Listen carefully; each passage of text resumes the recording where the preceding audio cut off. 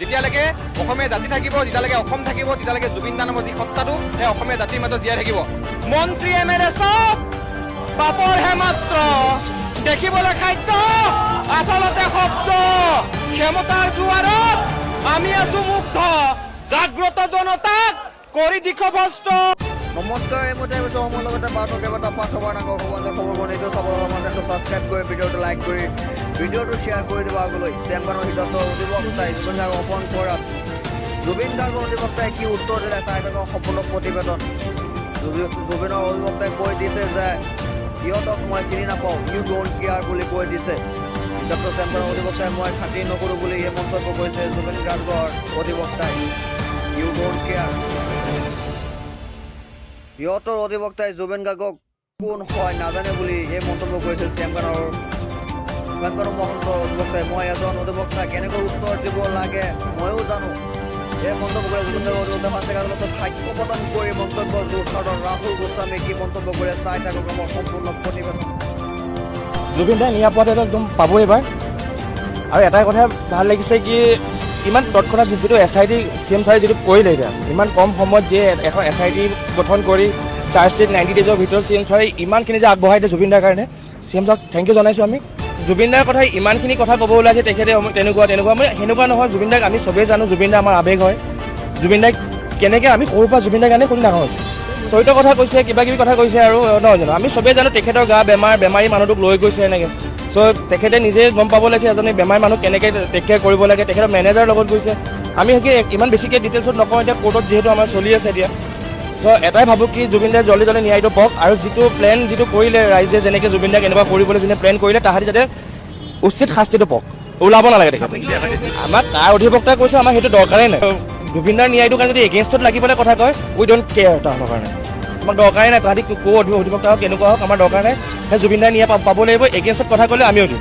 কথাটো হ'ল FIR কি কৈছোঁ সেইটো কোৰ্টত কোৱা আছে, কিন্তু সেইখিনি FIR আমি ভালকৈ দিয়া হৈছে। আমিও জানো FIRখন আমি পঢ়ি শুনিয়ে দিয়া হৈছে। আমি যিহেতু এডভকেটেই হয় যোৰহাটৰ পৰা, ত' আমি জানো কেনেকৈ FIRখন দিছোঁ, কি কাৰণে দিছোঁ, ক'ত দিছোঁ, কেনেকৈ দিছোঁ, আমি চব জানো। আৰু সেইটো FIR ওপৰতে তেখেতলোকে শাস্তি পাব আৰু হয় যোৰহাটত দিছোঁ।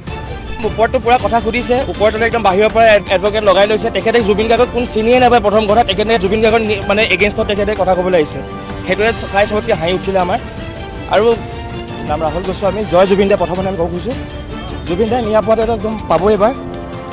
আৰু এটাই কথা ভাল লাগিছে কি ইমান তৎক্ষণাত যিটো SIT CM ছাৰে যিটো কৰিলে, এতিয়া ইমান কম সময়ত যে এখন SIT গঠন কৰি চাৰ্জশ্বিট 90 ডেজৰ ভিতৰত CM ছাৰে ইমানখিনি যে আগবঢ়াই দিয়ে জুবিন দাৰ কাৰণে, CM ছাৰক থেংক ইউ জনাইছোঁ আমি। কৈছে আৰু নহয় জানো, আমি চবেই জানো তেখেতৰ গা বেমাৰী মানুহটোক লৈ গৈছে এনেকৈ। চ' তেখেতে নিজে গম পাব লাগিছে এজনী বেমাৰী মানুহ কেনেকৈ টেক কেয়াৰ কৰিব লাগে। তেখেতৰ মেনেজাৰৰ লগত গৈছে। আমি ইমান বেছিকৈ ডিটেইলছত নকওঁ, এতিয়া কোৰ্টত যিহেতু আমাৰ চলি আছে এতিয়া। চ' এটাই ভাবোঁ কি জুবিন দাই জল্দি ন্যায়টো পাওক, আৰু যিটো প্লেন যিটো কৰিলে ৰাইজে, যেনেকৈ জুবিন দাক এনেকুৱা কৰিবলৈ যোনে প্লেন কৰিলে তাহাঁতি যাতে উচিত শাস্তিটো পাওক, ওলাব নালাগে তেখেতে। আমাক তাৰ অধিবক্তাই কৈছে আমাৰ সেইটো দৰকাৰেই নাই। জুবিন দাৰ এগেইনষ্টত যোনেই অধিবক্তা আহক, কাৰণ ময়ো এজন অধিবক্তা হয় যোৰহাটৰ পৰা।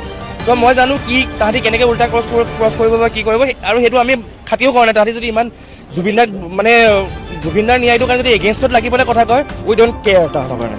আমাক দৰকাৰেই নাই, তাহাঁতি অধিবক্তা হওক কেনেকুৱা হওক আমাৰ দৰকাৰ নাই। সেই জুবিন দাৰ ন্যায় পাব লাগিব। এগেইনষ্টত কথা ক'লে আমিও দিম। কথাটো হ'ল FIR কি কৈছোঁ সেইটো কোৰ্টত কোৱা আছে, কিন্তু সেইখিনি FIR আমি ভালকৈ দিয়া হৈছে। আমিও জানো FIRখন আমি পঢ়ি শুনিয়ে দিয়া হৈছে। আমি যিহেতু এডভকেটেই হয় যোৰহাটৰ পৰা, ত' আমি জানো কেনেকৈ FIRখন দিছোঁ, কি কাৰণে দিছোঁ, ক'ত দিছোঁ, কেনেকৈ দিছোঁ, আমি চব জানো। আৰু সেইটো FIR ওপৰতে তেখেতলোকে শাস্তি পাব আৰু।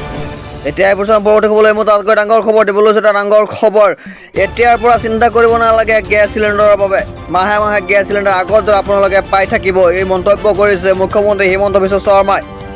ৰন্ধন গেছ সংকটৰ মাজতে আহিল ভাল খবৰ। কেতিয়াও কৰ্তন কৰা নহয় আপোনাৰ LPG গেছৰ কালেকশ্যন।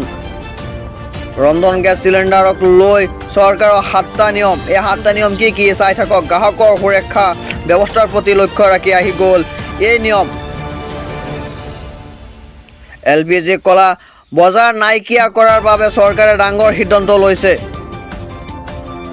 গেছ ডেলিভাৰীৰ সময়ত OTP ভেৰিফিকেশ্যন বাধ্যতামূলক। OTP দিব লাগিব। গেছ কৰ্তন কৰাৰ সময়ত চিলিণ্ডাৰ বুকিঙৰ সময়ত ৰেজিষ্টাৰ মোবাইল নম্বৰত যাব পাৰে OTP ডেলিভাৰীৰ সময়ত গ্ৰাহকে দিব লাগিব সেই OTP eKYC আৰু বায়োমেট্ৰিক আপডেট কৰাটো বাধ্যতামূলক এতিয়া eKYC আপডেট নকৰিলে ভৱিষ্যতলৈ হ'ব অসুবিধা